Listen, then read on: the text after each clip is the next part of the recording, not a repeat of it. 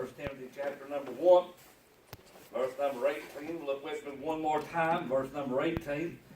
As Paul is writing to Timothy, and he says this, this charge I commit unto thee, son Timothy, according to the prophecies which went before on thee, that thou by them mightest war a good warfare.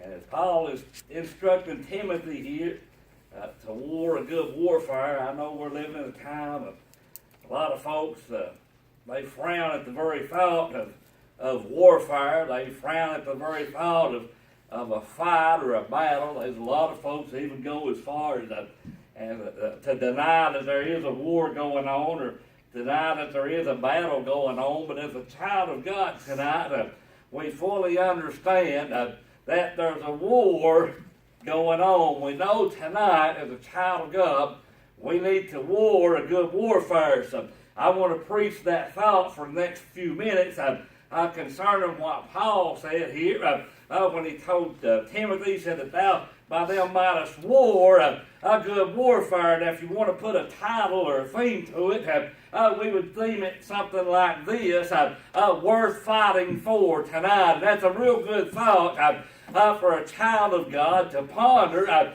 if you will, as Paul is writing to Timothy. And he says he tells Timothy to war a good warfare. So we know Paul is saying, listen, listen, there's a war going on, there's a battle to be fought, there's something worth fighting for. As I begin to ponder on that and begin to look, and got about 4, maybe 5 points I want to share with you. Some things, listen, that are worth fighting for as a child of God. I know a lot of folks, they frown at the idea of a battle or a war. But as a child of God, we're to war a good warfare. There's a war going on. We do have an enemy. This world does hate a child of God. So I want to share with you, listen, about 4 or 5 things worth fighting for, Paul said, to war a good warfare, because there's some things for a child of God that's worth fighting for. And this great nation that we live in, this great nation that's near and dear to our hearts, and surely we can say tonight, naturally speaking, there's some things worth fighting for. We're awful fond of some things that we're willing to fight for. Number one being freedom. We're willing to fight for freedom because freedom is worth fighting for. So, child of God tonight, I want to tell you some things that are worth fighting for. First and foremost, your faith is worth fighting for. Your faith tonight is under attack. Your faith tonight, is facing the onslaught of Satan and his henchmen. Your faith tonight is being attacked from every angle. Your very faith tonight is worth fighting for. The faith that you have tonight, that belief in this blessed Word of God, your faith is worth fighting for. As a matter of fact, Paul fought for the faith. Amen. Paul said, I have fought a good fight. I have finished my course. Your faith is worth fighting for. Too many folks have done thrown in the towel. They've done waved the white flag. They've taken off their shield. They've laid down their sword. And they give up on the very faith. Listen, too many folks have compromised and they're walking hand in hand with this ungodly world.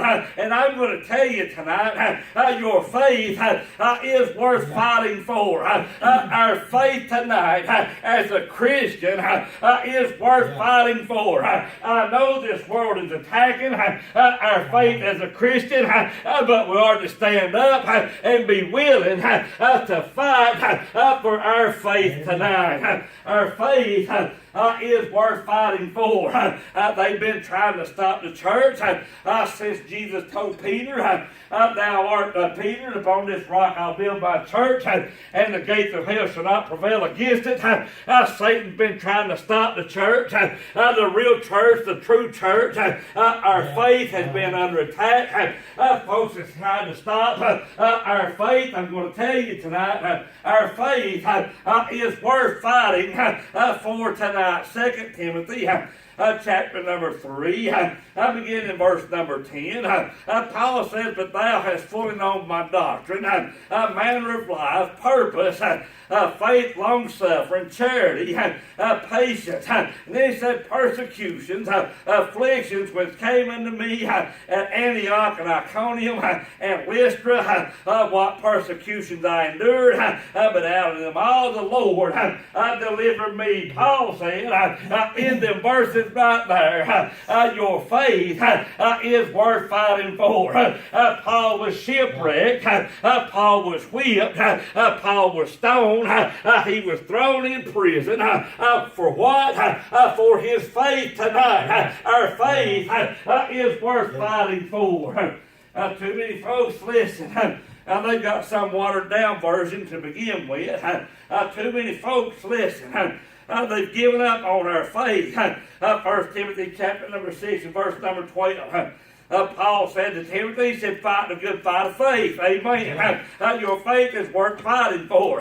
So fight the good fight of faith. Jude said it like this, beloved, when I gave all diligence to write unto you the common salvation, it was needful for me to write unto you and exhort you that you should earnestly contend for the faith which was once delivered unto the saints. Our faith tonight, listen, it's worth fighting for. I know tonight, listen, our numbers are getting smaller and smaller. I know tonight there's new religions popping up every day, but I'm going to tell you something. Our faith is worth fighting for. Our faith is worth us standing up against Satan and his attack tonight. Our faith is worth fighting for. The Bible says in 1 Corinthians chapter number 16, verse number 13, watch ye and stand fast in the faith, quit ye like men and be strong. You see, our faith is worth fighting for. Look around tonight and you'll agree with me. I would to God some folks would listen to the message tonight. Our faith is worth fighting for. It's not a time to give up on our faith. It's not a time to quit on our faith. It's not a time, listen, to be drawn away by some false doctrine. It's time to fight for our faith. Our faith is worth fighting for. Our faith tonight is worth fighting for. Titus chapter number 1, verse number 9. Holding fast the faithful word as he hath been taught, that he may be able by sound doctrine both to exhort and convince the gainsayers. Holding fast the faithful word as he has been taught. Holding fast that faith that's been delivered unto us. Holding fast to that faith, for your faith tonight is worth fighting for. That's nothing new. Amen. That's no new doctrine that I'm preaching tonight. As a matter of fact, I'm reminded of a little boy named David. Amen. I'm reminded of a little shepherd boy named David. Listen, he fought for his faith. Amen. When all the armies of the nation of Israel stood trembling at the threats of Goliath, David showed up on the scene. And David said, listen, you come to me with your sword and your shield and your spear. He said, I come in the name of the Lord. And he said, the Lord's going to deliver you into my hand. Why? That the whole world might know there is a God. I'm telling you, our faith is worth fighting for. Our faith tonight, it's worth fighting for. This day will the Lord deliver thee into my hand, and I will smite thee, David said. Why? Listen, that they may know that there is a God. Amen. Our faith tonight, it's worth fighting for, that they may know that there is a God, that they might know there is a better way. Amen. That they might know, listen, the way of God. David said, you come to me with all that man has. You come with me with all the power and the strength that this world has. He said, but I come to you in the name of the Lord. He said, my faith is worth fighting for. He said, when I was a shepherd, and listen, he said, the bear came and the lion came, and he said, God delivered them into my hand. He said, the faith that I have in a holy, righteous God is worth me fighting for. It's worth fighting for. Your faith tonight is worth fighting for. Let me say this. Let me get somebody stirred up. Let me offend somebody tonight. Let me just say it as bluntly as I can. If your faith ain't worth fighting for, you need to check in on your faith. Amen. If your faith ain't worth you fighting for, you might be in the wrong faith. Amen. I'm telling you tonight, child of God, our faith is worth fighting for. Not only is our faith, not only is it worth fighting for, but our family's worth fighting for. Amen. That's a good place for an amen right there. Our family is worth fighting for. Satan is trying his best to destroy the family. This country in which we live has allowed Satan and his ungodliness to come on the scene and openly attack a family.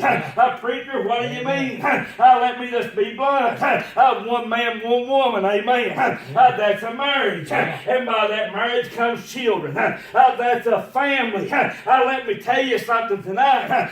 Your family is worth fighting for.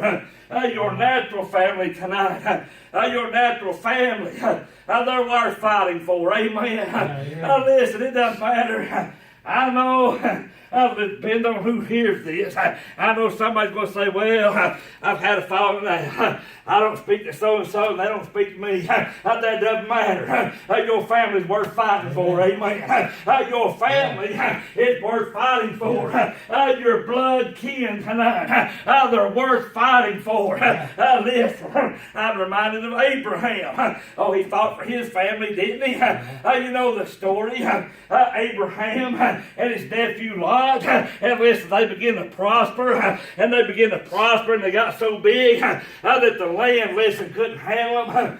And listen, they began to argue and fight. Abraham said, wait a minute. He says, Lot, he said, you pick where you want to go. Whatever you want. He said, you can have it, and I'll go the other direction. You know, Lot looked down on them cities of the plain, and he ended up down there towards Sodom and Gomorrah, and there was a battle fought. And listen, the king came, and he took them all prisoner. Listen, Abraham could have said, I have nothing to do with him. Listen, we've went our separate ways. Oh, but I'm glad tonight. Abraham said in his heart, my family is worth fighting for. My family tonight. He said my family's worth fighting for. Genesis chapter number 14. I begin at number 14. And when Abram heard that his nephew was taken captive, he ordered his trained servants, born in his own house.